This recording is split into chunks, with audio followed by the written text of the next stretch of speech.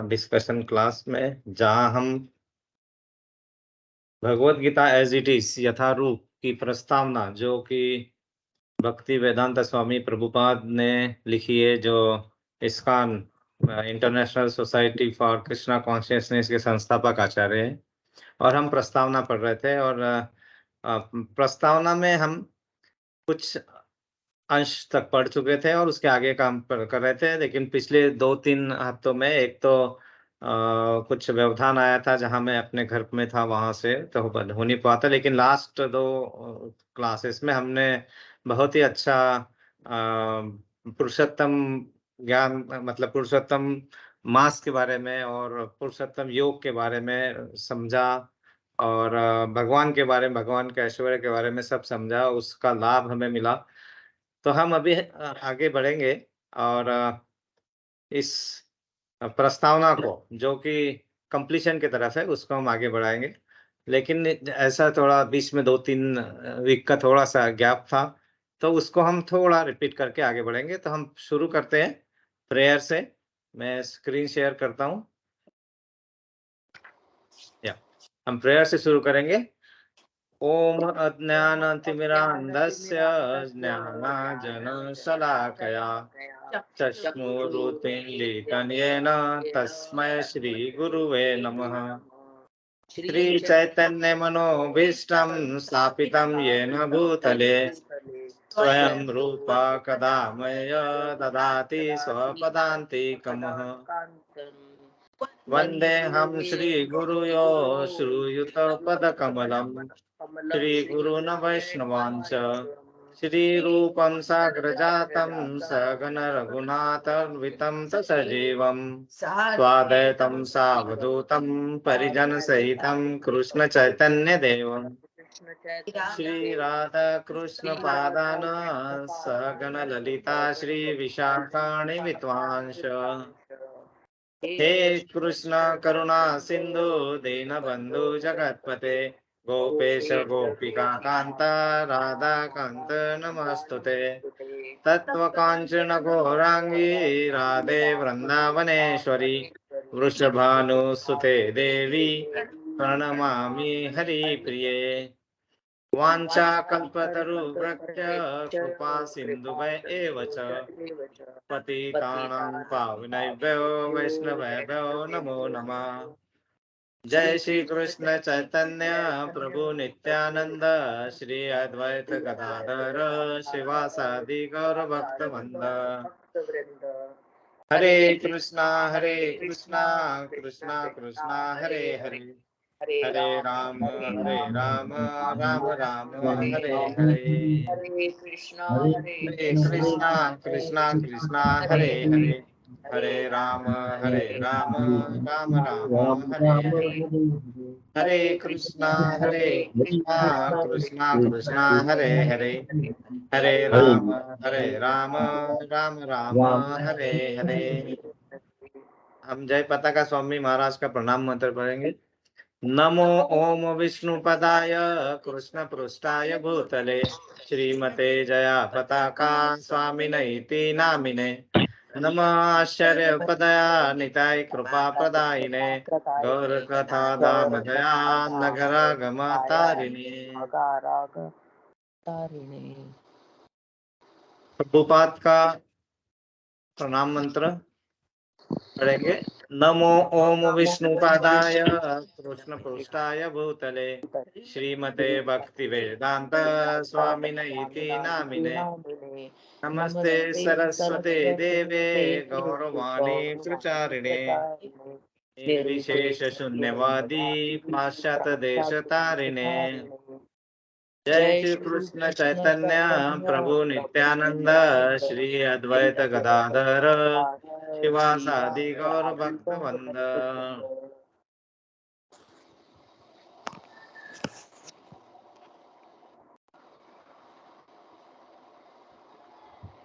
ओम नमो भगवते वासुदेवाय।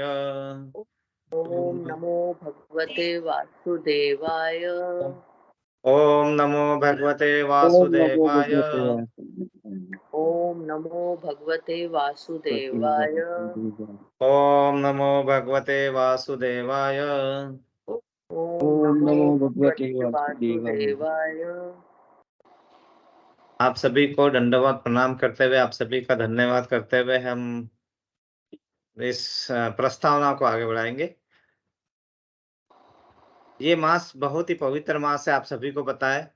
और इस मास में जो भी कार्य हम करेंगे, आध्यात्मिक कार्य, वो आध्यात्मिक कार्य बहुत ज़्यादा सफलता हमें प्रदान करेंगे। और पिछले 2 क्लास में पुरुषोत्तम योग, पुरुषोत्तम भगवान के बारे में जो चैप्टर नंबर 15 है भगवत गीता में, उसके बारे में कहा था। और उसमें भगवान शब्द के बारे में, भगवान के बारे में, उनका मीनिंग के बारे में हमने समझा था। तो थोड़ा ब्रीफ में, भगवान का मीनिंग, भग मतलब धातु से बना, और भग के 6 अर्थ होते हैं। ऐश्वर्य मतलब जिसके पास मैक्सिमम ऐश्वर्य हो, मतलब उससे ज्यादा ऐश्वर्य और कोई ना हो, जिनके यहाँ पे कुबेर खुद पानी भरते हैं। कुबेर जो धन के देवता माने जाते हैं, तो वो उनके यहाँ, उनके इशारों पे, उनके कहने पे आगे करते हैं। तो ऐश्वर्यवान एक है पहला प्रॉपर्टी। वीर्यवान मतलब सबसे वीर्य, सबसे वीर, इससे इनसे बड़े और कुछ नहीं है। स्मृतिवान मतलब जिनके बारे में सभी के मन में, सभी के ध्यान में हमेशा रहता है, चाहे उसको हजारों साल, करोड़ों साल, लाखों साल हो गए, लेकिन उनके बारे में जब भी कोई नाम लेगा तो उनकी स्मृति हमेशा होती है। यशवान, ज्ञानवान और त्यागवान, ये जो 6 अफ्लुएंसेस है भगवान के, ये ही भगवान का नाम देने के लिए मतलब उत्तरदायी है। और ये भी बताया था कि भगवान भ से भूमि, ग से गगन, व से वायु, आ से अग्नि, न से नीर, मतलब जो भी हमारे पंचतत्व है उसका सब भगवान के नाम में ही है। तो इस बारे में हमने पढ़ा था। और हमने जब हम अपनी प्रस्तावना पढ़ रहे थे, तो हम प्रस्तावना में एक बहुत ही इम्पोर्टेंट चीज का अध्ययन कर रहे थे, और उसके बारे में हम पता किया था कि हम भगवान के पास कैसे जा सकते हैं, भगवान से कैसे मिल सकते हैं। तो ये श्लोक हमने किया था कि अंत काले च मामेव स्मरण मुक्ता कलेवरम, यत् प्रयाति समद्भावम याति नाश यत्र संशया। मतलब जो अंत काल में जो भी कोई मेरा स्मरण करते हुए शरीर त्याग करता है, वह तुरंत मेरे स्वभाव को प्राप्त होता है, इसमें रंच मात्र भी संदेह नहीं है। इस बारे में हमने काफी डिस्कशन किया था। और अंत समय में हम ये कैसे कर सकते हैं, तो ये करने के लिए हमारे मुख पे हमेशा हरे कृष्ण हरे राम होना चाहिए। तो कुछ बताया था, हमने डिस्कस किया था, ये दूसरा वाला स्टेंजा, हमें तो करते रहना है बस इतना सा काम, मन में रहे कृष्ण और ओटो पे रहे हरे कृष्ण हरे राम। और हाँ, जाना है अगर आपको गोलक धाम, तो गीत वो ही गाओ जिसके गायक है खुद श्याम। मतलब हमें भगवत गीता के बारे में ही पढ़ रहा था। और हमने ये भी देखा था कि मौत के बारे में मत सोचो, वो तो एक बार मिलती है, लेकिन जिंदगी तो रोज मिलती है, बस जीने का अंदाज आना चाहिए। और आगे हमने ये भी देखा था कि ये नया श्लोक की यम यम वापि स्वरण भावम त्यजत यन्ते कलेवरम, तम तमेवैति कौन्तेय सदा तद्भाव भावित। मतलब हम शरीर को त्यागते समय मनुष्य जिस भाव का स्मरण करता है, वो अगले जन्म में उस भाव को निश्चित रूप में प्राप्त होता है। ये चीजों को हमने अध्ययन किया था, इसके बारे में समझा था। और इसमें कुछ एग्जाम्पल भी लिए थे, जैसे एक एग्जाम्पल यहाँ हमारे सामने ही है कि यहाँ पे राजा भरत, जो बहुत ही ज्यादा भगवान के भक्त थे और हमेशा भगवान का ही नाम लेते थे, लेकिन अंत समय उनके मन में हिरण का भाव आया। हिरण जो प्यार करते थे हिरण से, तो वो उनका देहांतरण हिरण में हुआ था। ये एग्जाम्पल हमने देखा था। और भगवान ने हमें ये भी बताया था कि माया मुग्ध जिवेर नाही स्वतः कृष्ण ज्ञान, जिवेर कृपाए फैलाए कृष्ण वेर पुराण। मतलब जो जो लोग इस बारे में समझने की कोशिश करना है, भगवान के बारे में समझने की कोशिश करना है, तो उसके लिए हमें वैदिक साहित्य और पूरा पुराणों से काफी कुछ लेना पड़ता है, पढ़ना पड़ता है। और बद्ध जीव हमारे जैसे वो कृष्ण भावना भाव में आके अगर हम कृष्ण भक्ति से हम काम करें तो हम आगे बढ़ सकते हैं। और जो कोई भी हमारे यहाँ बैठा हुआ है उसमें बोला था कि ये सिर्फ जागे नहीं है, जाग चुके हैं और अपनी आंखें खोलकर कान खोलकर सुन रहे हैं। मतलब हम सब इतने सौभाग्यशाली है कि हम यह गीता का ज्ञान ले सक रहे हैं। और अधिक से अधिक जैसे जैसे हम सुनते जाएंगे वैसे वैसे अधिक भाव हमारे मन में जागते जाएंगे और सोने वाले को हम जगाएंगे। हमें ये भी बताया गया था कि हमने ये भी देखा था कि ये सब चीजों का ज्ञान हमें वेदों में लिखा गया, वेद वेद पुराण उपनिषद इन सब बारों में यहाँ से हमें इस ज्ञान की प्राप्ति हो सकती है। और 4 ज्ञान वेद पहले लिखे थे, ऋग्वेद, यजुर्वेद, सामवेद, अथर्ववेद, इस बारे में हम चर्चा कर चुके थे। और इसके आगे थोड़ा मैं बताते हुए आगे बढ़ूंगा कि ये सब वेदों के बाद 17 पुराणों की रचना की गई। 17 पुराण लिखे गए कंप्लीट। और ये सब लिखे किसने? भगवान वेदव्यास। भगवान वेदव्यास बिकॉज ये भी भगवान के एक्सपांशन ही थे, वेदव्यास जी। और इन्होंने 17 पुराण लिखे और उसके बाद में इन्होंने और आगे डिटेल लिखने के लिए 3 वर्ष का कालावधि लेके हिमालय में जाके महाभारत लिखा। महाभारत अराउंड 3 साल, जिसमें अराउंड 1 लाख श्लोकास है और 18 पर्व है। मतलब ये 18 पर्वों के नाम तो हमने अभी पढ़ेंगे नहीं यहाँ पे, लेकिन एक आदि पर्व, सभा पर्व, इसमें एक पर्व बहुत इंपॉर्टेंट है जो है भीष्म पर्व। इसमें 8884 श्लोकास।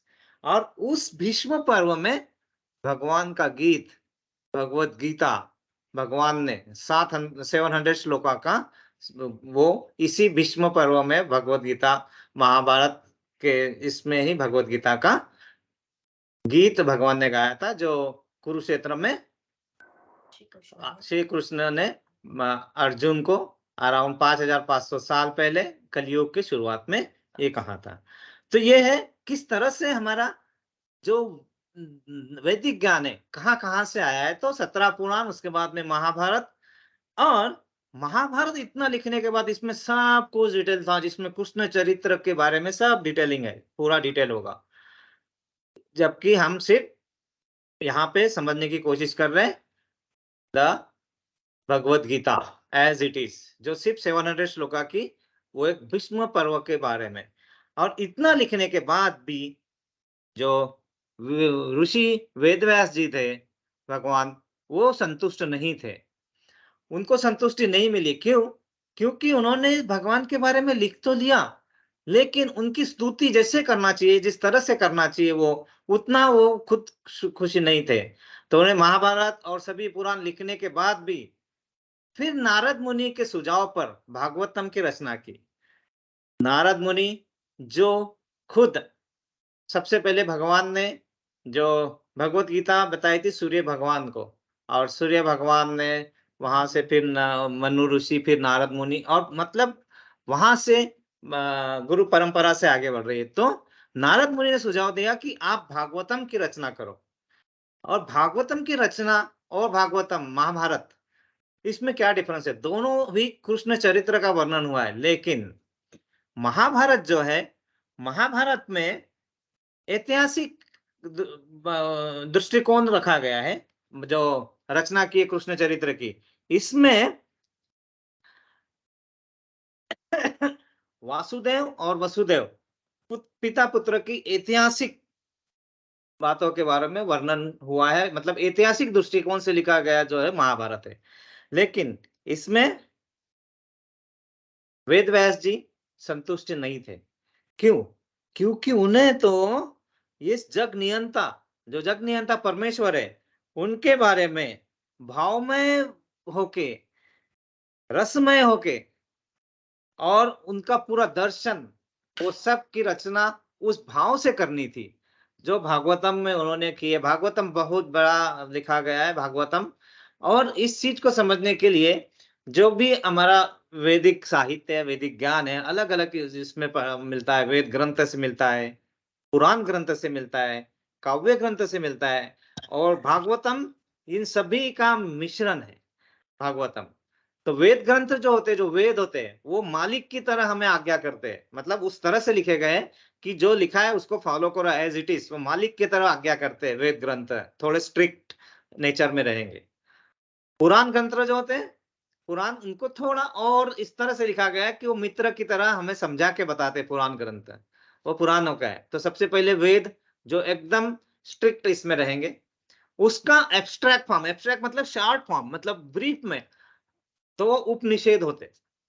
लेकिन उनको और अच्छी तरीके से समझना हमारे बद्ध जीवों के लिए, जैसे जैसे हम सतयुग से कलयुग की तरफ आते गए, क्या होता गया, हमारी बुद्धि का विघटन धीरे धीरे होता रहा है।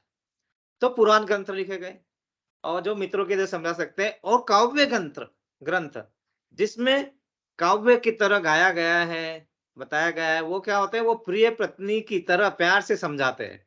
तो इस तरह से ये जो नॉलेज जो हमें हम तक आया है गुरु परंपरा से, और हम बोलते हैं कि यही सब होता है, तो यही चीज हम धीरे धीरे आगे बढ़ेंगे। भागवतम तो भागवतम जो है भगवत गीता के बाद इसको रसमय बनाने के लिए, भगवान की, श्री कृष्ण भगवान की लीलाएं बताने के लिए, सब लीलाओं का ये यहाँ पे वर्णन होगा।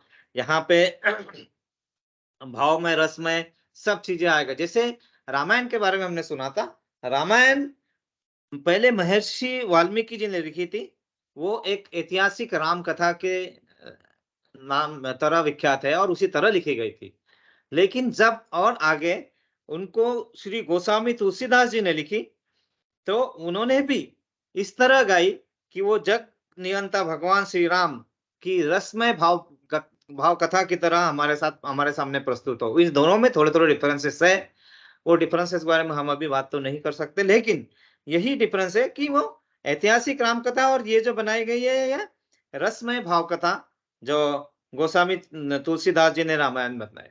तो वही डिफरेंस महाभारत और भागवतम में, लेकिन दोनों ही कृष्ण चरित्र का, दोनों में ही कृष्ण चरित्र का वर्णन होता है। तो हम यहाँ पे इस अधिक मास में सबसे इंपॉर्टेंट बात जो हमने देखी कि हमें इस मास में ज्यादा से ज्यादा अच्छी चीजों का, आध्यात्मिक चीजों में रुचि लेकर आध्यात्मिक चीजों को आगे बढ़ाने का प्रयास करना चाहिए, और जो कि हमेशा ही करना चाहिए, लेकिन इस मास में इसका फल 1000 गुना ज्यादा मिल जाता है। तो क्या क्या भक्ति के मार्ग होते हैं, क्या क्या किस किस तरह से कर सकते हैं। पहला देखिए, यहाँ पे लिखा है श्रवणम, जो हम सब कर रहे हैं। श्रवणम हियरिंग, मतलब आपको अच्छा, मतलब वेदों के बारे में, भगवत गीता के बारे में, भागवतम के बारे में, उपनिषदों के बारे में सुनना, जहां से भी सुन सकते, भजन कीर्तन, आप मतलब श्रवणम। तो ये पहला पार्ट है श्रवणम। दूसरा कीर्तनम, मतलब chanting the holy name. And what is the holy name?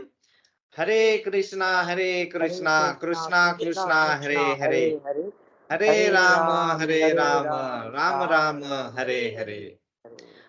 तो इसमें भगवान नाम का उच्चारण तो होता ही है, साथ में हरे जो होता है, हरे होता है राधा रानी। मतलब हम राधा रानी से भी प्रार्थना कर रहे हैं कि हमारी प्रेयर आप हमें भगवान तक जोड़ने में मदद कीजिए। इसलिए भगवान का नाम हरे कृष्णा कृष्णा कृष्णा हरे हरे, हरे राम राम राम हरे हरे। ये महामंत्र जो हमें चैतन्य महाप्रभु ने दिया है, इसीलिए दिया है कि आप इस मंत्र का जाप जप करते रहेंगे, तभी आपके कृति में आएगा। और जैसे जैसे आपके कृति में आएगा, तो आपको अंत समय में सोचना नहीं पड़ेगा कि अब मुझे करना क्या है, वो आपके बाय डिफॉल्ट आपके मुंह से आएगा।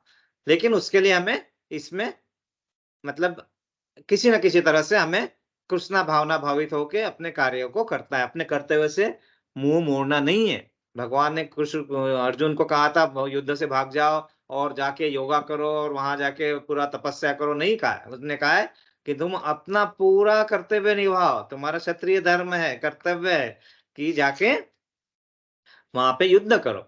और क्योंकि और बाकी चीजों के बारे में आप नहीं हो, लेकिन वो करते वक्त आपको भावना, मतलब आपका कॉन्शियसनेस, कृष्ण कॉन्शियसनेस, भगवान का कॉन्शियसनेस करोगे। तो ये है दूसरा कीर्तनम। बाद में है स्मरण, मतलब याद करना, हमने रिमेम्बरिंग द गॉड, स्मरण। ये थर्ड टाइप है। Remembering the God is the best way is chanting the Holi मंत्र। बाद में है पद सेवनम, मतलब भगवान की लोटस फीट की सेवा करना। किसी तरह से सेवा करना। और भगवान की सेवा करना मतलब कहीं-कहीं ऐसा होता है कि ये मतलब किस तरह से हम अगर ना समझ पाए तो भगवान की सेवा मतलब हमारे लिए ऐसा लगता है कि हम भगवान के वहाँ जाएँ, उनके मंदिर में जाके पूजा करें। वो ही एक तरीका नहीं है भगवान की सेवा, क्योंकि हम सब भगवान के अंश हैं। तो किसी की भी सेवा कर रहे हैं आप, तो आप भगवान की सेवा कर रहे हैं, ये मन में आपके भाव होना चाहिए।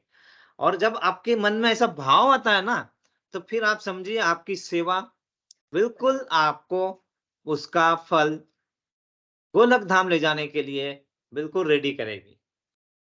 और जब भी आप दुखों में होंगे या कुछ होगे तो हम क्या करते हैं ना, भगवान को याद करते हैं। लेकिन भगवान ने क्या है, दुख में सिमरन सब करे, सुख में करे न कोई, जो दुख सुख में सिमरन जो करे, तो दुख तो काहे दुख को का है। है तो है। बिल्कुल, बिल्कुल, हरे कृष्ण माता जी, बिल्कुल सही है। तो मतलब क्या है कि जब भी आपको ये विश्वास हो जाएगा कि हमारा भगवान बड़े ध्यान से सुनते हैं, ये विश्वास अगर आप में मन में आ गया कि ये मैं जो भी कर रहा हूँ, भगवान बड़े ध्यान से सुनते हैं और जो है, जो फैक्ट है, सिर्फ हमारे मन में वो भाव, वो विश्वास, वो निर्माण करना है। अगर ये भाव आ गया, तो फिर दूसरों के सामने दुखड़ा रोने की ज़रूरत ही नहीं है, महसूस ही नहीं होगी। अरे! हमें ये हो गया तो फिर अब मुझे मेरी सहायता करो, ये करो, कुछ नहीं होगी। लेकिन वो भाव मन में आना चाहिए कि हम जो भी कर रहे हैं, हमने भगवान को देखा नहीं है, हमने सुना नहीं है, ऐसा है, लेकिन भाव अगर मन में है, तो भगवान बिल्कुल सुनते हैं। ये भाव मन में आना चाहिए कि भगवान हमें बड़े ध्यान से सुनते हैं। तो ये चौथी कैरेक्टरिस्टिक थी सेवा करना। फिर अर्चनम मतलब वर्शिपिंग द लॉर्ड, भगवान की पूजा करना है। फिर वंदनम मतलब offering the prayer to the lord. फिर है दास्यम मतलब दास्य रूप में, जो हमारा परम कर्तव्य क्या है, हमारा परम धर्म क्या है? सेवा करना। सेवा करना, दास से बन के सेवा करना। और वो अगर हमारे मन में भाव है, तो आप भगवान के सर्वंट आराम से मतलब one of the best way to do bhakti, best way. सख्यम मतलब भगवान के सखा के रूप में, जो हमें पता है भगवान के सखा अर्जुन। और आत्मनिवेदम मतलब complete surrender to the lord. Last बार भी हमें रसरानी माता जी ने, हमारी गुरु माता उन्होंने बताया था कि वही है कि हमारा क्या होना चाहिए? सरेंडर। सरेंडर का नाम क्या था? क्या बताया था उन्होंने? किसी को याद है सरेंडर को हम क्या कहते हैं? हम सरेंडर होना मतलब क्या करते हैं? शरणागति। शरणागति, यस प्रभु। समर्पण। समर्पण। और वो समर्पण कैसे? सेवा भाव से, बिना किसी द्वेष से, बिना किसी क्वेश्चन से, विश्वास से, बस समर्पण करो और अपने कर्तव्य करो। ये सब करते हुए अपने कर्तव्यों को भूलना नहीं है। कर्तव्य तो करना ही है, लेकिन वो करते वक़्त हम उससे करेंगे, है ना? तो उसको हम आगे बढ़ाने के पहले हम लास्ट टाइम अगर पता होगा हमने एक बताया था कि भगवान अ, मैंने कहा था कि हमारे घर में भगवान है, तो मैं उसमें क्षमा चाहूँगा कि वो जो कहा था, वो थोड़ा गलत था, क्योंकि अभी-अभी मैंने समझा है उसको और वो मैं कहना चाहता हूँ आपको। एक छोटी स्टोरी आई थी, वो स्टोरी का शीर्षक है भगवान का घर। ये कथा को मैं पहले थोड़ा आपसे थोड़ा शेयर करूँगा 2 मिनट के लिए, हम आगे बढ़ेंगे। तो एक एक वृद्ध गृहस्थ एक वृद्ध गृहस्थ वो बैंक में जाते हैं और बैंक में जाते हुए उनके हाथ ऐसे थर-थर, थर-थर काँपते होते हैं और वो उधर-उधर देखते रहते हैं। तो यहाँ पे एक यंग लड़का होता है, वो पूछता है वृद्ध गृहस्थ से कि क्या मैं आपको क्या है? आपको कुछ ठंडी लग रही है? मैं क्या कर रहा है? मैं आपकी किस तरह मैं आपकी मदद कर सकता हूँ? तो उन्होंने कहा है कि आप एक काम कीजिए, मुझे यहाँ से कुछ पैसे निकालना है, तो मुझे वो जो स्लिप भरते हैं, वो स्लिप भर के अगर आपको कष्ट ना हो, तो वो स्लिप भर दीजिए और मेरे लिए मेरे पैसे निकाल के दीजिए। तो उन्होंने वो स्लिप भरी, पैसे निकाल के दिए। पैसे निकालने के बाद उन्होंने उस गृहस्थ ने उस बच्चे का धन्यवाद दिया है और बाहर आए। और बाहर आके उन्होंने जैसे ही बाहर आए तो ये गृहस्थ भी इनका भी काम हो गया था। ये भी उसके साथ में वो बच्चा उनके साथ में बाहर आए और बाहर आके इन वृद्ध गृहस्थ ने उसने दूसरी प्रार्थना की कि अगर आपको कोई कष्ट ना हो, तो क्या आप मेरे लिए एक रिक्शा मँगा दे सकते हैं इस कड़ी धूप में? रिक्शा के लिए खड़े होना और वो करना बड़ी तकलीफ़देह होता है, तो क्या आप मेरे लिए रिक्शा बता दे सकते हैं, ताकि मैं अपने घर जा सकूँ? तो इस उस यंग मैन को लगा कि अरे इतने धूप में ये और रिक्शा में कहाँ जाएंगे, तो बोला कि यस मंगा देते हैं और मैं आपको आपके घर तक छोड़ देता हूँ। वो उनको उस रिक्शा से उनके घर लेके जाते हैं और घर लेके जाते, घर देखते हैं तो घर एक बड़ा सा प्लॉट है, उसके अंदर एक घर के एक बड़ा सा बंगला था और उस बंगले में वो बच्चे के साथ, मतलब वो गृहस्थ के साथ वो बच्चा भी अंदर जाता है और वो कहता है कि आइए, आपका मेरे भगवान के घर में स्वागत है। और ये जैसे वो आते हैं, जैसे घर के अंदर, तो ये ऐसे थोड़े इनको जब इनके साथ में इनकी पत्नी देखती है कि कोई एक यंग लड़का आया हुआ है, तो वो घबरा जाती है कि उन्हें लगा कि शायद इनके कोई बीमारी है, मतलब कुछ हो गया है तो इनको घर छोड़ने आया है। तो उनका भाव जान के ये वृद्ध गृहस्थ अपने पत्नी को कहते हैं कि देखो ऐसा कुछ हुआ नहीं है। ये इन्होंने मुझे मदद की है और उन्हें उन्हें मैं अपने भगवान का घर दिखाने लाया था। तो जब भगवान का घर कहते हैं, तो ये बच्चा ज़रा क्वेश्चन मार्क से उनके माइंड की तरफ देखता है। तो वो कहता है कि ये भगवान का घर, ये हमारे इसमें ये प्रथा है, हमारे घर में हम भगवान का घर कहते हैं। क्यों? क्योंकि यहाँ पे जो भी है, वो मेरा कुछ नहीं है। ये सब भगवान का दिया हुआ है। और जब हम भगवान के दिए हुए जगह पे रहते हैं, आज हूँ मैं, कल नहीं रहूँगा, ये और कोई आके यहाँ पे करेगा, ये घर तो भगवान का ही है। हम यूज़ करते हैं कि मैं घर पे रहता हूँ और मेरे घर में भगवान भी है। तो इसके बाद में हम यूज़ करना चालू करेंगे कि हम भगवान के घर में रहते हैं और उस भगवान के घर में रहने से इस मात्र से, देखिए अभी कृष्ण भावना भावित होने का एक बहुत ही अच्छा तरीका है कि हम कृष्ण भगवान के घर में रह रहे हैं। उन्होंने तो हमें इस माया वर्ल्ड में आके ये सब तो लेने का, घर लेने का, कैसा घर लेना चाहते हो, सबकी हमें सद्बुद्धि दी है, सबके हमें परमिशन दी है कि तुम्हें कितना बड़ा घर चाहिए लीजिए, उतना कर्म करो, उतना कमाओ और लो। तो हमें सिर्फ़ वो भगवान का घर है, तो उससे फ़ायदे क्या होते हैं देखिए, सबसे पहले भगवान का घर होने से उस घर में जो भी थॉट्स आएँगे, वो नेगेटिव थॉट्स होंगे ही नहीं। वो सब कन्वर्ट होते जाएँगे पॉज़िटिव थॉट्स में। मतलब हमारे जो मन में जभी भी हमें मन में ऐसा थोड़ा कम आएगा कि हमें थोड़ा समझ में नहीं आ रहा है, अब मैं क्या करूँ, किस दिशा में जाऊँ? लेकिन वही अगर भगवान का घर है, तो आप में सकारात्मक ऊर्जा, सकारात्मक विचार अपने आप आते जाएँगे। और क्यों? क्योंकि हम जब मंदिर में प्रवेश करते हैं तो कैसे करते हैं? पहले जाते हैं, ऐसे पैर छुएँगे, है ना? और फिर गर्दन झुका के, सर नीचे झुका के जाएँगे भगवान के पास, ऐसे हाथ जोड़ के भगवान से प्रार्थना करते। मतलब वही अगर भगवान का घर मंदिर में जाते तो हम ऐसा बिहेव करते। वही अगर हम भगवान का घर, अपने घर को ही भगवान का घर बोलना शुरू कर दें, अपने मन में अगर वो आ जाए, तो क्या नहीं हो सकता है। मतलब हम विनम्रता हमारे अंदर आना शुरू होगा, भाव आना शुरू होगा और हमारा जो भी कर्तव्य है हम निभा रहे हैं, लेकिन वही कर्तव्य कृष्णा भावना भावित हो जाएगा। कितना सुंदर उदाहरण मुझे मिला और हम सभी से शेयर कर रहे हैं। और उस वृद्ध ग्रस्त ने ये भी कहा कि सभी लोग तो मरने के बाद भगवान के पास जाने की आशा करते हैं और हम तो जीते जी भगवान के घर में रह रहे हैं। देखो कितना पॉजिटिव एग्जाम्पल है, कितना पॉजिटिव एग्जाम्पल है। देखो कॉन्शियस चेंज, हाँ, कुछ नहीं है, चेंज ऑफ द कॉन्शियसनेस। मेरे घर में भगवान है या मैं भगवान का घर है जिसमें मैं रहता हूँ, बस। तो मैं ये बहुत शेयर करना चाहता था और ये बहुत ही है भाई, पॉजिटिव वाइब्स देगा हमेशा कि ये भगवान का घर है। तो मैंने तो उसी दिन सोचा था कि आपसे जो भी है घर भगवान का घर है, इस भगवान के घर में जो भी आ रहा है और जो भी है, जैसे हम भी रह रहे हैं, तो हम भगवान की कृपा से, तो वो जो भी कर रहे हैं हम भगवान के लिए कर रहे हैं। अभी हम यहाँ डिस्कशन कर रहे हैं तो भगवान को सेवा करने के लिए कर रहे हैं, क्योंकि सनातन धर्म क्या कहता है? सेवा, निरंतर सेवा। सेवा करना है और कृष्णा भावना भावित अगर हम कर रहे हैं, तो कोई दो राय नहीं है कि हमारे जो कर्म है, वो अपने आप आध्यात्मिक कर्मों में कन्वर्ट होते जाएँगे और हमारा क्रेडिट बढ़ते ही जाएगा, बढ़ते ही जाएगा।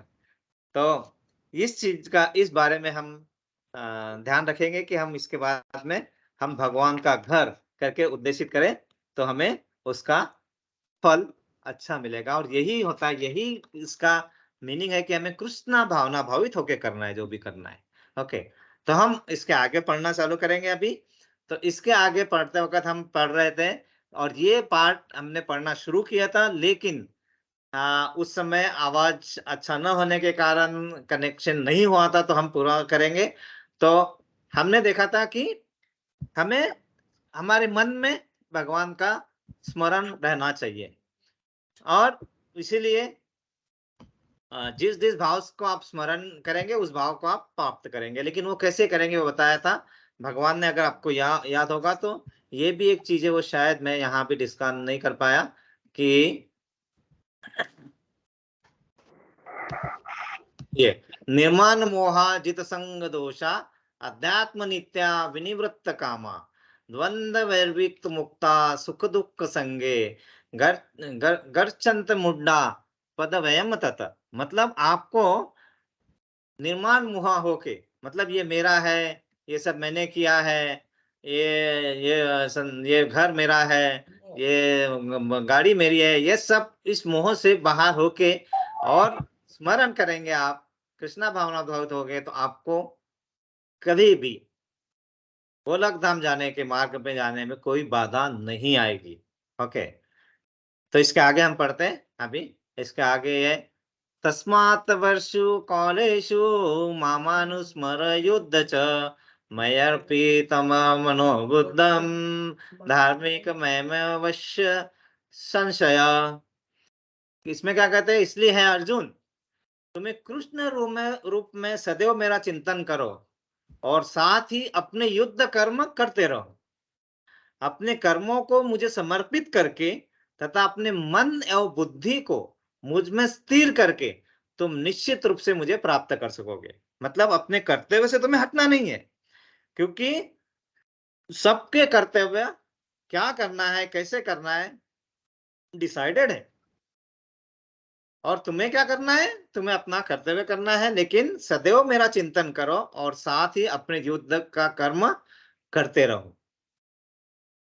टोटल भगवत गीता में 4 योगों के बारे में डिस्कशन है। कर्म योग, मतलब अपने कर्म कांड के बारे में कर्म योग, जो प्रारंभिक अध्यायों में हम पढ़ेंगे, पहले से 1 अध्याय से 6 अध्याय के बीच में। और फिर दूसरा ज्ञान योग, ध्यान योग। तो हम उस ध्यान में रह के योग ध्यान योग और अष्टांग योग को साथ साथ में समझा जाता है, मतलब योग पद्धति से। उस तरह से भी हम भगवान के पास जा सकते हैं। फिर ज्ञान योग, मतलब हमने ज्ञान, जैसे हमने देखा कि पुराण, भागवत, भागवतम, ये उपनिषद, ये सब द्वारा हम अपने ज्ञान को अर्जित कर सकते हैं। लेकिन इतना सब हम कर सकते हैं क्या? तो इसीलिए सबसे ज्यादा जो इम्पैक्टफुल है वह भक्ति योग।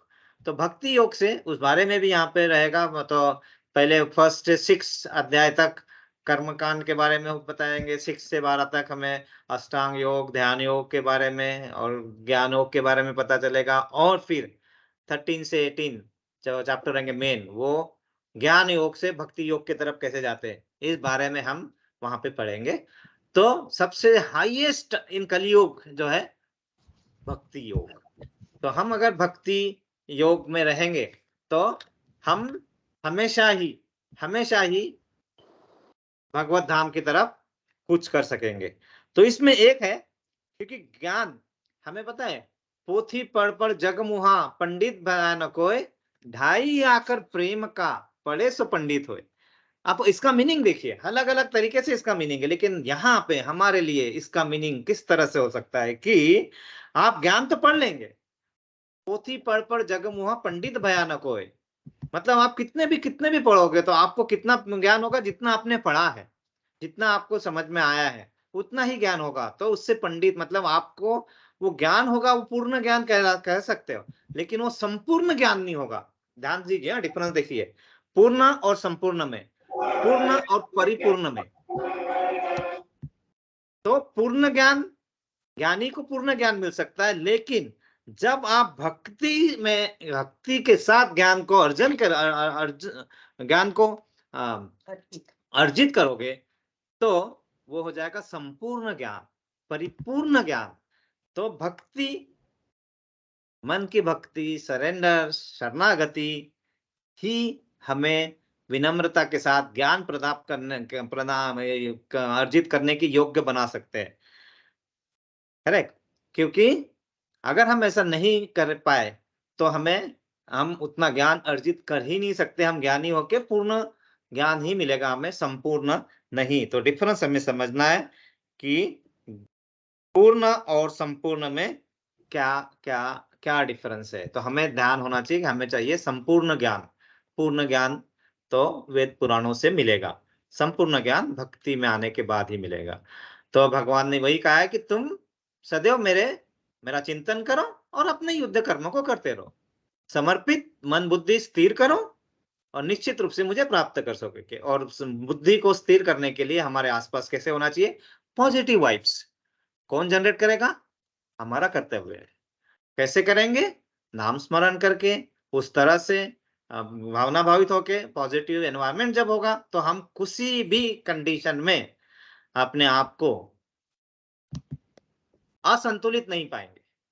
मतलब जब आपको बहुत सारा खुशी हुई तो भी आप नियंत्रण के बाहर खुश नहीं होना है, और आप दुख हुए तो भी आपको नियंत्रण के बाहर दुख नहीं होना चाहिए। आपको संतुलित जो मिलेगा, ये संतुलन जो मिलता है, वो मिलता है कृष्णा भावना भावित, भगवान के समर्पित होके। जब हम इसके साथ में स्पिरिचुअलिटी के साथ में अपने कर्म को जब ब्लेंड बनाते, जब उसका मिश्रण करते हैं और उसका संतुलित तरीके से हम आगे बढ़ते, तो हमें जो कर रहे हैं उसमें जरूर सफलता प्राप्त होगी।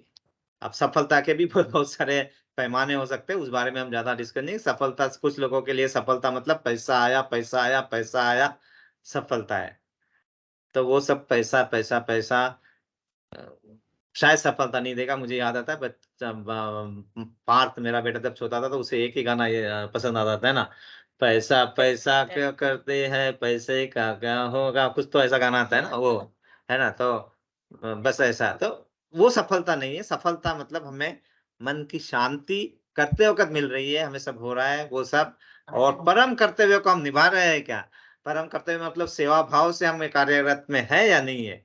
ओके, तो हम शरीर के इंद्रियों को तृप्त करने की कोशिश कर रहे हैं, या फिर हमारे अंतरात्मा को तृप्त करने के लिए हम कर रहे हैं।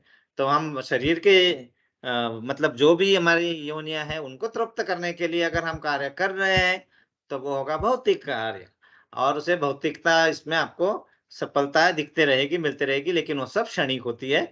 कुछ कुछ सालों के, कुछ महीनों के बाद उसका अंत दुखों के तरफ में ही आता है।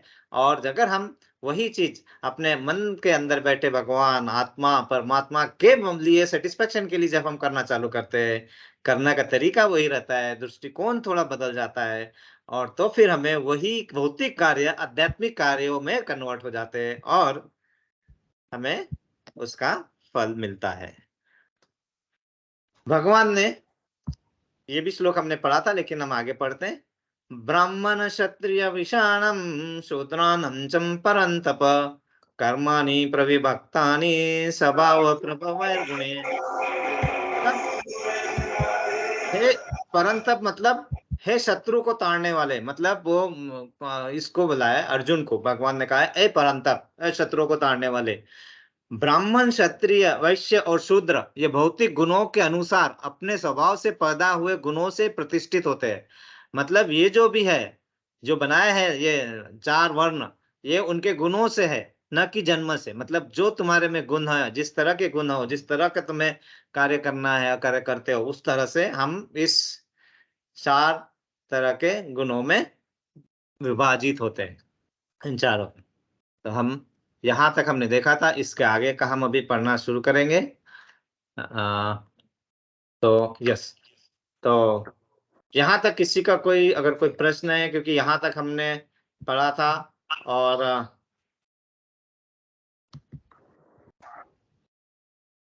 तो इसलिए कृष्ण भगवान ने कहा था कि कृष्ण तुम मेरे सदैव चिंतन करो और साथ ही अपने युद्ध कर्म करते रहो। अपने कर्मों को मुझे समर्पित करके तथा अपने मन बुद्धि को मुझ में स्थिर करके तुम निश्चित रूप से मुझे प्राप्त कर सकते हो। ये हमने पढ़ा था, लेकिन इसके आगे का लेकिन थोड़ा अच्छा नहीं पढ़ा गया था, इसीलिए हम फिर से एक बार पढ़ते हैं। कोई पढ़ेगा यहाँ से? जी प्रभु जी, मैं पढ़ दूं। यस माता जी। वे अर्जुन से उसके कर्म वृत्ति को त्याग कर केवल अपना स्मरण करने इसलिए नहीं कहते। भगवान कभी भी कोई अव्यवहारिक बात का परामर्श नहीं देते। इस जगत में शरीर के पालन हेतु मनुष्य को कर्म करना होता है। कर्म के अनुसार मानव समाज 4 वर्णों में विभाजित है: ब्राह्मण, क्षत्रिय, वैश्य तथा शूद्र। ब्राह्मण अथवा बुद्धिमान वर्ग एक प्रकार से कार्य करता है, क्षत्रिय या प्रशासक वर्ग दूसरी तरह से कार्य करता है। इसी प्रकार वणिक वर्ग तथा श्रमिक वर्ग भी अपने अपने कर्तव्यों का पालन करते हैं। मानव समाज में चाहे कोई श्रमिक हो, वणिक हो, प्रशासक हो या कि किसान हो, या फिर चाहे वह सर्वोच्च वर्ग का तथा साहित्यिक हो, वैज्ञानिक हो या धर्मशास्त्र ज्ञाता हो, उसे अपने जीवन यापन के लिए कार्य करना होता है। अतएव भगवान अर्जुन से कहते हैं कि उसे अपनी वृत्ति का त्याग नहीं करना है, अपितु वृत्ति में लगे रहकर कृष्ण का स्मरण करना चाहिए। मामनुस्मर। यदि वह जीवन संघर्ष करते हुए कृष्ण का स्मरण करने का अभ्यास नहीं करता, एंजॉय करो। तो वह मृत्यु के समय कृष्ण का स्मरण नहीं कर सकेगा। भगवान चैतन्य भी यही उपदेश देते हैं। उनका कथन है कि कीर्तनीय सदा हरि। मनुष्य को चाहिए कि भगवान के नामों का सदैव उच्चारण करने का अभ्यास करे। भगवान के नाम तथा भगवान अभिन्न है। उसी प्रकार अर्जुन को भगवान की शिक्षा कि मेरा स्मरण करो तथा चैतन्य का यह आदेश कि भगवान कृष्ण के नामों का निरंतर कीर्तन करो, एक ही है। इनमें कोई अंतर नहीं है, क्योंकि क्योंकि कृष्ण तथा कृष्ण के नाम में कोई अंतर नहीं है, वरन दशा में नाम तथा नामी में कोई अंतर नहीं होता। अतएव हमें 24 घंटे भगवान के नामों का कीर्तन करके उनके स्मरण का अभ्यास करना होता है और अपने जीवन को इस प्रकार ढालना होता है कि हम उन्हें सदा स्मरण करते रहें। हरि बोल। हरि बोल। तो यहाँ पे जो हमने अभी डिस्कस किया था उसी बारे में भगवान कहते हैं कि भगवान यही कहा है कि आप अपने कर्तव्य को मत छोड़िए। आपको जो जो कर्तव्य है आपके वो कर्तव्य को निभाना है, लेकिन वो कर्तव्य को निभाते वक्त आपको सिर्फ आपका समर्पण, आपका मन भगवान में रहे। तो स्मरण करते रहे हम जो भी कर रहे हैं। ऐसा नहीं कि हमें 24 घंटे बैठ के कीर्तन ही करते बैठना, और ये नहीं, आप सब काम कीजिए, लेकिन करते वक्त सिर्फ वही है कि वो स्मरण रहे। तो अपने आप आपके वो वृत्ति में आता जाएगा, और आप जब भी यह काम करना चाहेंगे, मतलब अंत समय पे जब भगवान का नाम लेना चाहेंगे, तो वो अपने आप आएगा। उसके लिए आपको कोई प्रोजेक्ट बनाने की जरूरत नहीं है, कोई आपको उसको रिमाइंडर लगाने की जरूरत नहीं है कि जब मैं मरूंगा तो मोबाइल में रिमाइंडर लगाऊंगा, हाँ मैं मरने वाला हूँ तो रिमाइंडर लगाओ, हाँ मुझे क्या बोलना है, हरे कृष्णा कृष्णा कृष्णा हरे हरे, हरे राम राम राम हरे हरे। ये सब की जरूरत नहीं होगी। भगवान कहते हैं कि आप अपने उसको आचरण में लाओ और बस काम करते रहो, अपने आप ही वही नाम आएगा। नहीं तो आप कितना भी सोचोगे कि मैं ऐसा करूंगा, बस अभी मैं सब इतना काम कर लेता हूँ, अभी बस मैं जाने वाला हूँ, यमराज आएंगे, उनको बोलूंगा बस 2 मिनट दो, क्योंकि अभी मैं 2 मिनट में भगवान का नाम लूंगा, फिर मैं तुम्हारे साथ आ जाऊंगा। यह सब पॉसिबल नहीं है। तो ये सब की सावधानी हमें बरतनी होगी। और जो जो हमने जो निर्माण मोह बोला है कि इससे हमें मोह से त्यागना है, कि हर सब चीजों को, ये भी बहुत इंपॉर्टेंट है। इसका भी बहुत अच्छा एग्जाम्पल नेक्स्ट पैराग्राफ में प्रभुपाद ने स्पष्टीकरण देते हुए भगवान के मन का क्या है वो यहाँ पे बताया है। और कोई पढ़ पाएंगे? ठीक है, मैं पढ़ू प्रभु जी? यस यस, हरे कृष्णा प्रभु जी। हरे कृष्ण प्रभु जी। यह किस प्रकार संभव है? आचार्यों ने निम्नलिखित उदाहरण दिया है।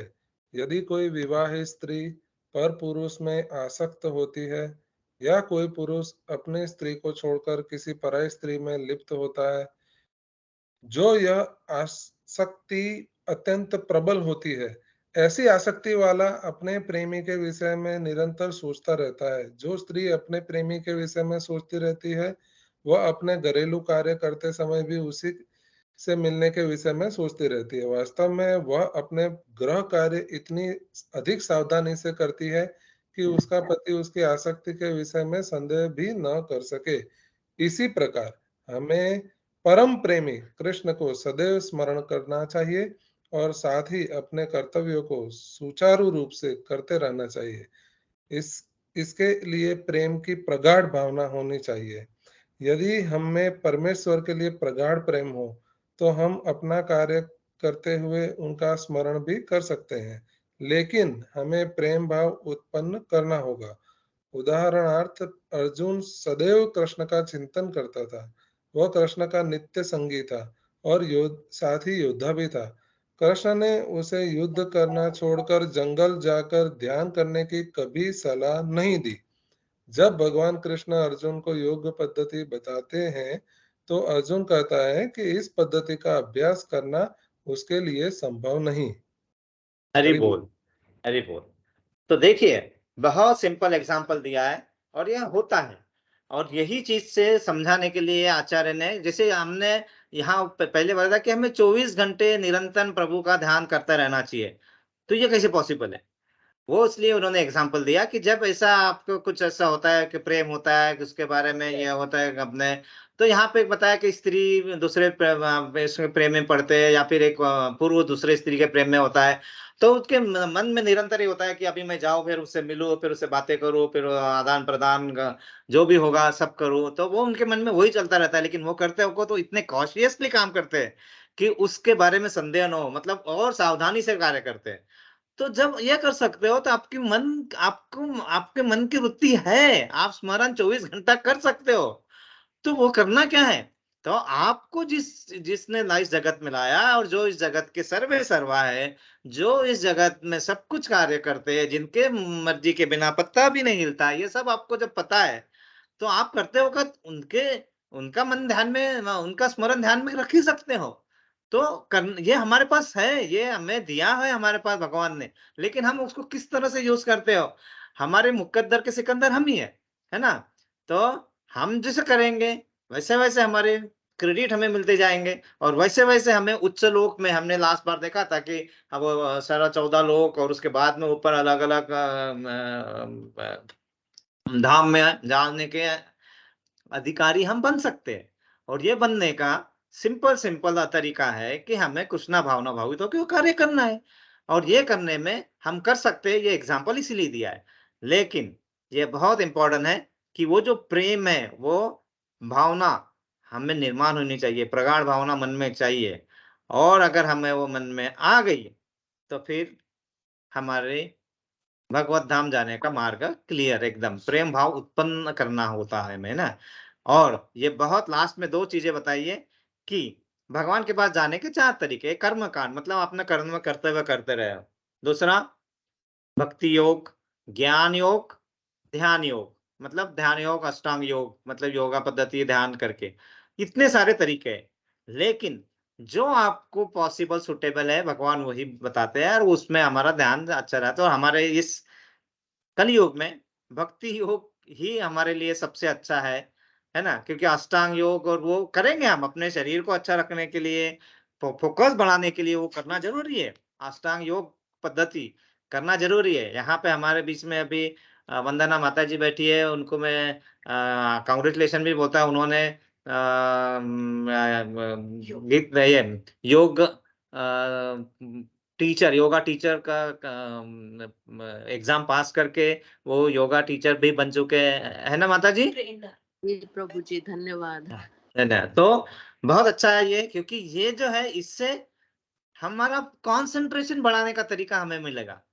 मेडिटेशन, योग ये ज़रूरी है। But these are all supplement in this material world, इस कलयुग में।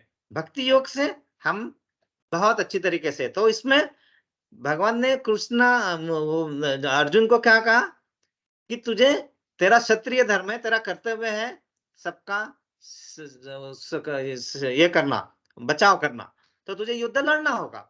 अधर्म को नाश करने के लिए और धर्म की विजय करने के लिए तुझे ये युद्ध करना होगा, ये तेरा कर्तव्य है। तू छोड़कर जंगल में जाके ध्यान लगा के बैठेगा, ऋषि बनी बढ़ेगा, तेरे बस की बात नहीं है। तो वो उसको सलाह नहीं दी, क्योंकि भगवान कुछ भी ऐसी चीज हमें नहीं बताएंगे कि जिसके कारण हमारे कुछ ऐसा मतलब जो हमारे बस में नहीं है। हमें जो होगा हम करेंगे तो अपने आप हमारे उस मार्ग पे हमें साथ देंगे। हाँ, लेकिन हम अपने आप ही अगर अपना उल्टा करना चाहेंगे तो उसमें रोकेंगे नहीं भगवान। तुम्हें जैसा करना है तथास्तु करो। आप अपने क्रेडिट को बढ़ाना चाहते हो या डेबिट करना चाहते हो, आपके ऊपर निर्भर करता है। तो अगर कृष्णा भावना भावित होके करोगे तो अपने आप ही आपके मन में वो आएगा कि हमें क्या करना अच्छा। तो उसमें अलग जाने की कोई प्रॉब्लम ही नहीं होगा। और अर्जुन को योग पद्धति भी नहीं बताई भगवान कृष्ण ने, क्योंकि योग पद्धति सिर्फ बताई कैसे होती है, लेकिन उसमें वो नहीं कर सकते। कि भगवान ने कहा क्या तुम इस तरह कर सकते हो योग जैसे महर्षि करते हैं, पर सब छोड़ के एकांत में जाके बैठो, ध्यान लगाओ और कंटिन्यूअस रखो और इस तरह से। क्या आप कर सकते हो? ये सब के बारे में हम पढ़ेंगे आगे आगे। जैसे जैसे हम भगवत गीता के अगले अगले चैप्टर पढ़ेंगे तो ये सब पढ़ेंगे। तो क्या तुम कर सकते हो? अर्जुन ने कहा, हाथ जोड़ता हूं माए बाप, मैं ये सब नहीं कर सकता हूं, ये मेरे लिए संभव नहीं है। तो क्या कहते हैं आगे? अर्जुन अगले इसमें पैराग्राफ में क्या कहते हैं? अर्जुन उवाच योग सत्वा प्रोक्ता साम्यन मधुसूदन एतसायं न पश्यामि चंचल चलत्वात्वस्थिति सिराम। अर्जुन ने क्या कहा? हे मधुसूदन, आपने जिस योग पद्धति का संक्षेप में वर्णन किया है वह मेरे लिए अव्यवहारिक तथा असहनीय है, क्योंकि मेरा मन तो अस्थिर तथा चंचल है। वहां पे कैसा आपका मन स्थिर करो, पूरी तरह से मुझ पे ध्यान लगाओ और आपके मन में कोई भी विचार नहीं आना चाहिए। आपका पूरा ध्यान यहाँ होना चाहिए। यहाँ करके देखिए आप, 1 मिनट में आपके मन में पूरे विचार आ जाएंगे, इधर से उधर से क्या क्या करना है क्या नहीं करना है, सब आ जाता है हमारे माइंड में, सब तरीके से, क्योंकि हमारा मन चंचल है। स्थिरता इतना आसानी से ना। और यहाँ पे इस माया वर्ल्ड में जहां पे माया का प्रभुत्व इतना बढ़ चुका है कि हम बद्धजीव हो चुके हैं, तो वो करना बहुत ही डिफिकल्ट है। और ये सब इसलिए भगवान क्या कहते हैं? योगी नमपि सर्वेशां मदन्ते अंतरात्मना श्रद्धावान भजयो तो मां समय युक्तमो मतः। मतलब संपूर्ण योगियों में जो श्रद्धावान योगी भक्ति योग के द्वारा मेरी आज्ञा का पालन करता है, अपने अंतर में मेरे बारे में सोचता है और मेरी दिव्य प्रेम भक्ति में सेवा करता है, वह योग में मुझसे परम घनिष्ठता पूर्वक युक्त होता है और वो सब में श्रेष्ठ है। यही मेरा मत है, भगवान कहते हैं। अतएव जो सदैव परमेश्वर का चिंतन करता है वह एक ही समय में सबसे बड़ा योगी, सर्वोच्च ज्ञानी तथा महानतम भक्त है। अर्जुन से भगवान आगे भी कहते हैं कि क्षत्रिय होने के कारण वह युद्ध का त्याग नहीं कर सकता, किंतु यदि वह कृष्ण का स्मरण करते हुए युद्ध करता है तो वह मृत्यु के समय कृष्ण का स्मरण अपने आप करेगा। परंतु उसके लिए मनुष्य को दिव्य प्रेम भक्ति सेवा में पूर्णतया समर्पित होना होगा। तो हमें अपने इंद्रियों का जो हम पे प्रभुत्व है उसको, इंद्रिय जो भी हमारी इंद्रिय है वो कृष्ण भक्ति में लगाओगे तो वो प्रभुत्व जो इंद्रियों पे हमारे पे डोमिनेशन होता है अपने आप भगवान पे डोमिनेशन हो जाएगा, तो वो उस तरह से कन्वर्ट होगा। यह चीज बताया है ना। उसका आगे का पैराग्राफ कोई पढ़ेगा? हाँ पढ़ना है, पढ़ो। मोना माता जी पढ़ रही है। वास्तव में हम अपने शरीर से नहीं अपितु अपने मन तथा बुद्धि से कर्म करते हैं। अतएव यदि मन तथा बुद्धि सदैव परमेश्वर के विचार में मग्न रहे तो स्वाभाविक है कि इंद्रिया भी उसी की सेवा में लगी रहेगी।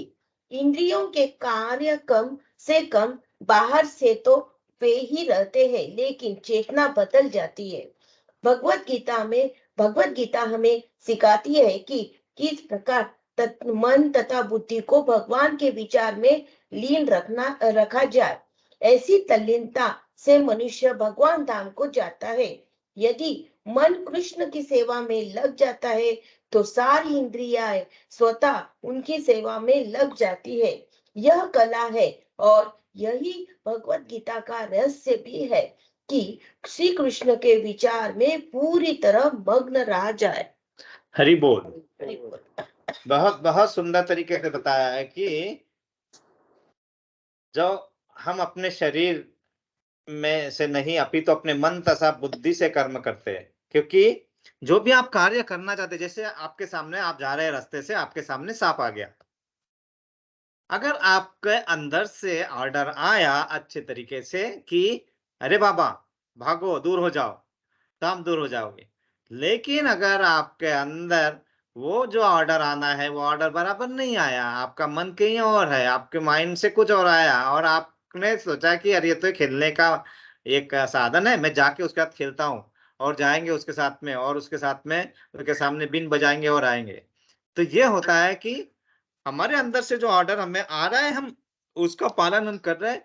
देखो हम जो भी करते हैं वो पहले आत्मा, और उस आत्मा को तो ये कौन देता है, क्या बोलते हैं उसको, परमिशन, परमात्मा। तो वो जब आता है, जब हमारे यहाँ पे ऑर्डर होता है और उसमें जब भी इम्बैलेंस आता है, जबकि आपकी कृति उसके साथ नहीं चलती है, तो वो फिर हमें इस तरह के हानि पहुंचाने लायक कार्य करने के लिए प्रवृत्त करता है। और वही होता है कि हमें किसी घर में चोरी करना है, कुछ डाका डालना है, तो तब ये सब ये जो होता है ना इंद्रिय तृप्ति, जब हमारे इसमें मतलब भाव ज्यादा भारी पड़ती है, और उस समय हम ये नहीं समझ पाते, हम यही समझते हैं कि ये शरीर है, बस ये मेरा है, बस उसके अंदर आत्मा है और वो यहाँ से परिवर्तित हो रही है, और ये सब ये नहीं समझ पाते हम। जब उसका भाव हमारे मन में नहीं रहता, तब वो सब कार्य करने का आता है। जब आपको लगेगा अरे ये सब तो मेरा कुछ है ही नहीं, कहाँ से है, किसका है, और मैं जिसपे कुछ को मारना चाह रहा हूँ, कुछ करना चाह रहा हूँ, वो भी तो कृष्ण के अंश है, तो उसको मैं दर्द क्यों दूं? तो आपके मन में अपने आप ही वो सब काम करने के नहीं आएंगे। तो आपकी इंद्रिय तृप्ति जो बाहर से कार्य करती है, उसमें सिर्फ चेतना मतलब कॉन्शियसनेस, वो चेंज आ गया, वो चेतना बदल गई। चेतना जो बदल रही है हमें, और हम सब बहुत ही भाग्यशाली है कि हमारी चेतना ऑलरेडी उस मार्ग पे है, मतलब बदल चुकी है, हम सिर्फ उसको और आगे बढ़ाने की कोशिश कर रहे हैं। तो भगवत गीता यही सिखाती है कि मन तथा बुद्धि को भगवान के विचार में लीन रखा जाए, और उस तल्लीनता से अपने सारी इंद्रियों को सेवा में लगाया जाए। अगर मैं झाड़ू लगा रही हूँ तो भगवान का घर, अब मेरा घर नहीं है, अपना क्या है, ये भगवान का घर, तो भगवान के घर को मैं साफ कर रही हूँ। जब मैं पोछा लगा रही हूँ तो भगवान के घर को क्लीन कर रही हूँ। तो अपने आप आपके मन में, अगर आप वहां पे जाके ऑफिस में जाके कुछ कार्य कर रहे हैं, तो यस, यहाँ पे भगवान के बनाए हुए बंदे हैं, उनको कुछ ना कुछ लाभ होना चाहिए। उस लाभान्वित करने के लिए, मैं उनकी सेवा को आसान बनाने के लिए, मैं ये चार्टेड अकाउंटेंट मतलब ये क्रेडिट ऑडिट ये सब को अच्छे से ध्यान से करूं मैं, ताकि कोई गलती ना रहे, ताकि किसी भी परमात्मा के बंदे को कोई तकलीफ ना हो। ये जब मन भाव में आएगा, आप देखिए आपसे गलती होगी ही नहीं, और आपका मन अपने आप उसमें लग जाएगा। तो यही चीज है, मैं पढ़ा रहा हूँ तो मैं पढ़ाते वक्त मैं पढ़ाऊंगा कि अरे मैं किसको पढ़ा रहा हूँ, तो कृष्णा के बंदों को ही पढ़ा रहा हूँ, तो इसमें फिर मेरे हाथ से गलती नहीं होनी चाहिए, तो मैं और अपने मन से करूंगा। खाना बना रहा हूँ तो वो भी अगर मैं बोलूंगा अरे मुझे तो इनके लिए बनाना है, तो अरे इनके लिए बनाऊंगा तो कैसे, मुझे ध्यान रख के करना चाहिए, भगवान के लिए कर रहा हूँ। अपने आप उस सेवा, सब इंद्रिया उनकी सेवा में लग जाती है। And it's an art, it's an art, मतलब आर्ट ऑफ लिविंग कहता है ना, तो art of life, art of life, यहाँ रहने के लिए आर्ट ऑफ लिविंग अच्छा है, ठीक है, आर्ट ऑफ लिविंग मतलब ये हो गया भौतिक जगत के लिए, यहाँ रहने के लिए। लेकिन आर्ट ऑफ लाइफ मतलब जिस लाइफ के लिए जिसके लिए आपको यहाँ ये मानव जन्म मिला था, उसका परम कर्तव्य क्या है, वो आर्ट सीखना, ये भगवत गीता सिखाती है। कृष्ण के विचार में पूरी तरह मग्न रहना सिखाती है, हमारे कर्तव्य का पालन करना सिखाती है, हमें वहां से दूर न करने का सिखाती है। ये सब चीजों का ज्ञान हमें भगवान की वाणी में गाया वो जो गीत है, जो भगवत गीता, यहीं से हमें ज्ञान मिलता है, और हम सही में भाग्यवान है कि हम यहाँ पे बैठ रहे हैं। तो इस बारे में हम आगे बढ़ेंगे। इसमें अभी एक पैराग्राफ में, एक लास्ट पैराग्राफ में थोड़ा ये है, यही कर्म करके हम इसको यहाँ पे रोकेंगे। तो आधुनिक मनुष्य में चंद्रमा तक पहुंचने के लिए कठोर संघर्ष किया है, लेकिन उसने अपने आध्यात्मिक उत्थान के लिए कठिन प्रयास नहीं किया। यदि मनुष्य को 50 वर्ष आगे जीना है, तो उसे चाहिए कि थोड़े समय भगवान का स्मरण करने के अभ्यास में लगाए। यह अभ्यास भक्ति योग है, और यह अभ्यास किस किस तरह से कर सकते हैं हमने देखा था। श्रवणम, कीर्तनम, विष्णु स्मरणम, पाद सेवनम, अर्चनम, वंदनम, दास्यम, शक्यम, आत्मनिवेदम। तो वो 9 प्रकार जो बताया था, उन्हीं 9 प्रकारों से हम भगवत भक्ति में जुड़े रह सकते हैं। तो ये मंत्र तो बहुत ही ये सब 9 विधियों का ये करते हैं। तो इसके आगे हम अगले बार पढ़ेंगे इसके आगे।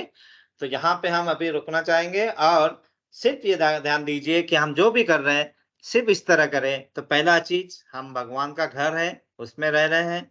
ये पूरा संसार ही भगवान का घर है, तो उसमें रह रहे हैं। तो भगवान के लिए हमें कार्य कर रहे हैं, क्योंकि वो ही हमारा परम धर्म है। तो हम अपने धर्म को निभाना, हमारे सनातन धर्म को निभाना मतलब प्रभु की सेवा, है ना? तो जैसे वो 4 लाइनें थी हमारे उस भजन की, कि रचा है सृष्टि को जिस प्रभु ने, वही ये सृष्टि चला रहे हैं।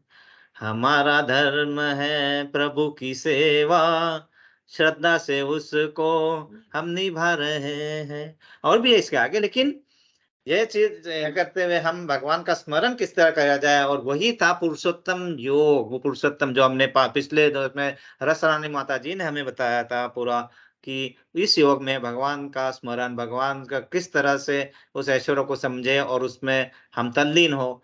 तो हमारी जो इंद्रिया है, वो इंद्रिया अपने आप आध्यात्मिक कार्य में लग जाएगी। तो यही सब अपेक्षा करते हुए हम सभी से भगवान से प्रार्थना करते हुए आज मैं यहाँ रुकाऊंगा, और किसी का कोई प्रश्न हो तो आप प्रश्न पूछ सकते हैं, और उस प्रश्न का आंसर देने की कोशिश करेंगे।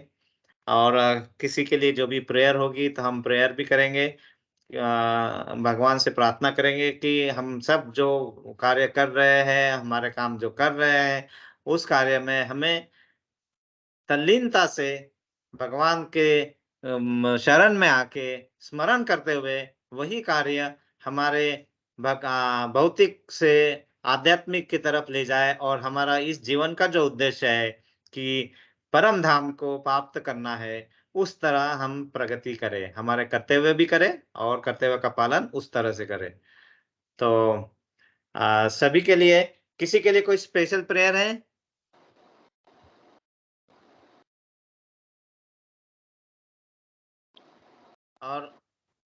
और नहीं तो हम सभी के लिए तो प्रेयर है ही है कि हम सभी जो भी करना चाह रहे हैं और जिस तरह से हमारा ध्यान लगना चाहिए, जैसे हमें आगे बढ़ना चाहिए और यही करते रहना चाहिए। तो हम सभी के लिए प्रेयर करेंगे। हम 3 बार प्रेयर करेंगे। हरे कृष्णा कृष्णा कृष्णा हरे हरे, हरे राम राम राम हरे हरे, हरे कृष्णा कृष्णा कृष्णा कृष्ण हरे हरे, कृष्ण हरे हरे हरे, राम हरे राम राम राम हरे राम हरे, हरे हरे कृष्णा कृष्णा कृष्णा हरे हरे, हरे राम हरे राम राम हरे राम हरे। हरे हरे। हम प्रभुपाद के लिए, जो हमारे गुरु है, उनके लिए प्रेयर करेंगे 3 बार। हरे कृष्णा कृष्ण हरे कृष्ण कृष्ण कृष्ण हरे हरे, हरे हरे राम राम राम राम हरे हरे, हरे कृष्णा हरे कृष्ण कृष्ण कृष्ण हरे हरे, हरे हरे राम राम राम हरे हरे हरे, हरे, हरे कृष्णा हरे कृष्ण कृष्ण कृष्ण हरे हरे, हरे राम राम राम हरे हरे। भगवत गीता ग्रंथ राज की जय। वांछा कल्पतरुभ्यश्च कृपा सिन्धुभ्य एव च पतितानां पावनेभ्यो वैष्णवेभ्यो नमो नमः। अनंत कोटि वैष्णवेंद्र की जय, गुरुदेव की जय, प्रभुपाद की जय, निताई गौर प्रेमानंदे, हरि हरि बोल। एक बार आप सभी का धन्यवाद करते हुए धन्यवाद हम प्रभु आपका भी। आप सभी धन्यवाद आते प्रभु हैं जी। और सब साथ में भगवान का नाम लेते हैं और